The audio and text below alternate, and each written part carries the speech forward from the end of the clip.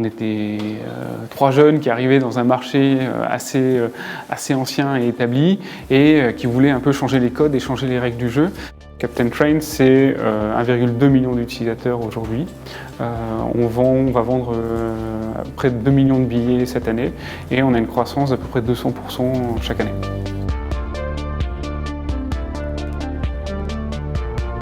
Captain Train, en fait, c'est un service qui permet à la fois aux clients d'accéder aux meilleurs tarifs. Alors, on est situé en France, en Allemagne et en Italie, et notre ambition, c'est d'être partout en Europe.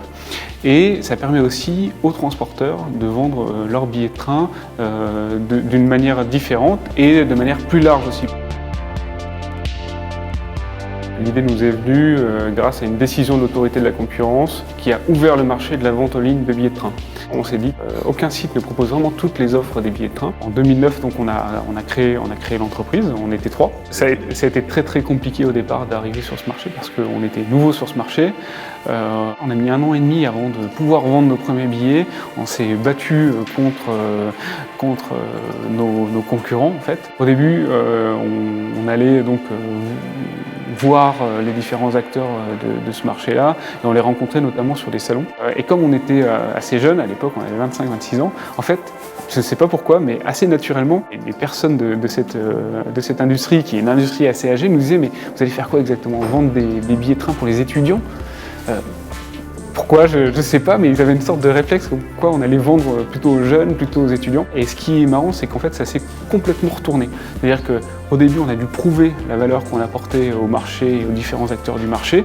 Et maintenant, c'est l'inverse qui se passe, c'est-à-dire que c'est les opérateurs eux-mêmes qui voient la valeur qu'on apporte au marché et qui viennent nous voir pour se connecter au système et pour pouvoir vendre leurs billets via notre plateforme. En octobre 2010, on a vendu notre premier billet de train, d'abord à notre famille et nos amis.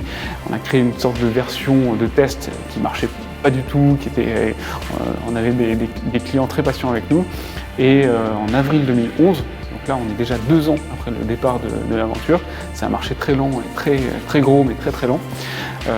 On a commencé à ouvrir notre version bêta à plus de monde. Et puis les gens ont pu s'inviter, on a créé un système d'invitation. On a beaucoup de différences avec les revendeurs historiques et souvent ça passe par de multiples petits détails. Donc déjà on porte une attention extrême aux détails et à l'expérience d'achat de nos clients. On essaie de faire en sorte qu'entre le moment où ils pensent acheter un billet et le moment où ils ont un billet, il se passe environ 30 secondes.